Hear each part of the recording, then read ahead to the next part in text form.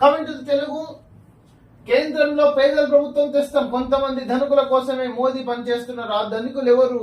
అదానీ, అంబానీ, ఇద్దరే ధనికులు. మిగతా వాళ్ళందరూ పేదలు, నిరుపేదలు, కటిక పేదరికం తెచ్చిన వాళ్ళు.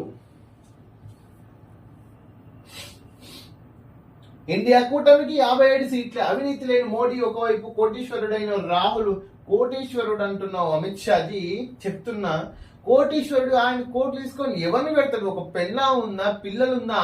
అడిగనీకి నువ్వు చెప్పడానికి కూడా సిగ్గుండాలి అమిత్ షాజీ నీకు. అసలు ఏందయ్యా నువ్వు చేస్తే? నువ్వు ఒక యూనియన్ హోమ్ మినిస్టర్ ఇవ్వండి, honourable union home minister place లో ఉండి ధనికుడు ఏడ పెడుతున్నాయన పైసలు.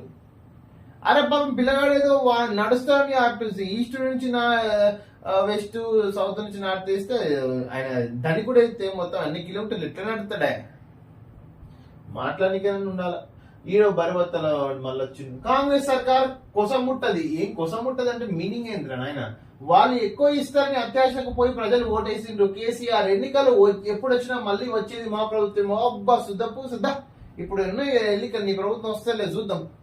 ఎంపీ ఎలక్షన్స్ లా కేసీఆర్ రాష్ట్రంలో గాలివాన బీభత్సం ఎదురుగాళ్లకు ఆల్రెడీ ఉంది. బట్ ఈ రోజు మాత్రము రేపు జస్ట్ జనాలు బయటికి రాకండి until unless you have an urgency.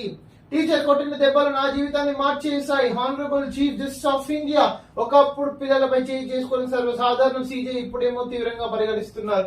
5వ తరగతిలో ఇచ్చిన పనిష్మెంట్ ను గుర్తు చేసుకున్న జస్టిస్ చంద్రచూడ్. హైదరాబాద్ లో హీట్ ఐస్లాండ్ 7 ప్రాంతాల్లో ఉన్నట్టు తేల్చిన హైదరాబాద్ అర్బన్ ల్యాబ్ రీసెర్చర్లు.